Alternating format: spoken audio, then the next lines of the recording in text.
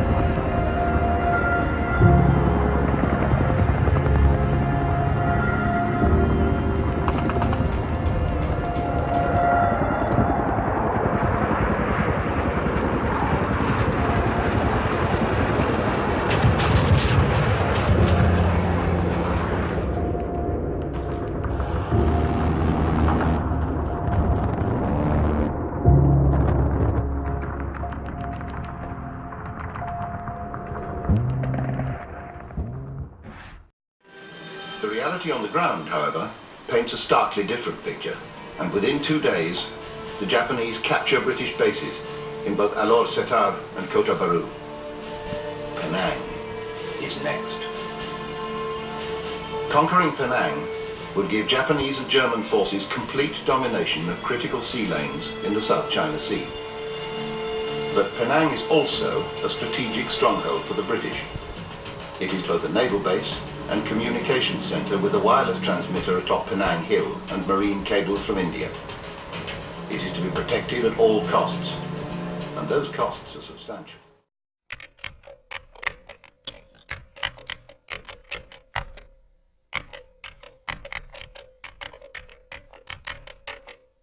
The Battle of Kampar was an engagement of the Malayan campaign during World War II, involving British and Indian troops from the 11th Indian Infantry Division and the Japanese 5th Division, on the 27th of December in an effort to prevent the capture of RAF Kuala Lumpur. The 11th Indian Infantry Division occupied Kampar, which offered a strong natural defensive position. In doing so, they were also tasked with delaying the advancing Japanese troops long enough to allow the 9th Indian Infantry Division to withdraw from the east coast. The Japanese intended to capture Kampar as a New Year's gift to Emperor Hirohito, and on the 30th of December the Japanese began surrounding the British and Indian positions. The following day fighting commenced. The Allied forces were able to hold on for 4 days before withdrawing on the 2nd of January 1942,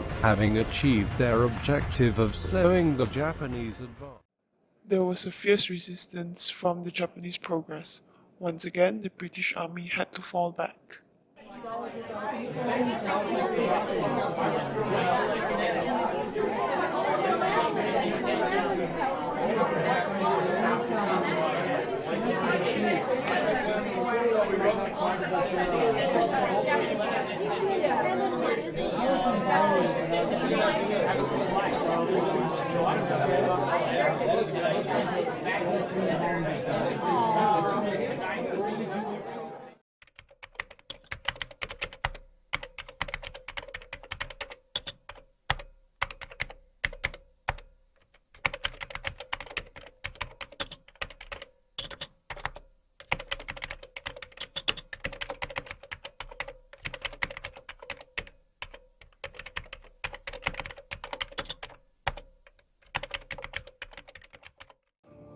People waiting to buy food under the hot weather.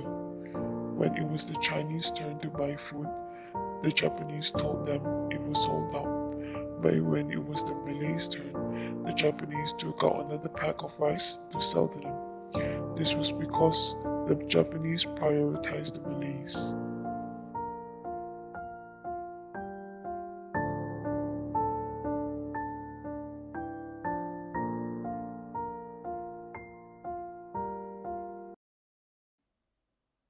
Oh no!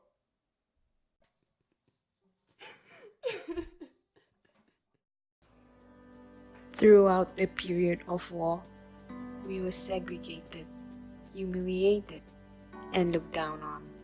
The tough time gave us a chance to understand what standing up and fighting back meant. The will to sacrifice and debate on terms to free the people, family, elderly, and children who has lived in fear for years.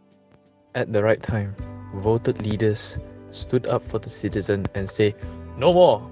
We will not be your puppet anymore!" Finally, we received our independence! Malaysia. Until today, no matter how tough life is, still, we welcome any challenges that comes in our way. Because that is truly Malaysia.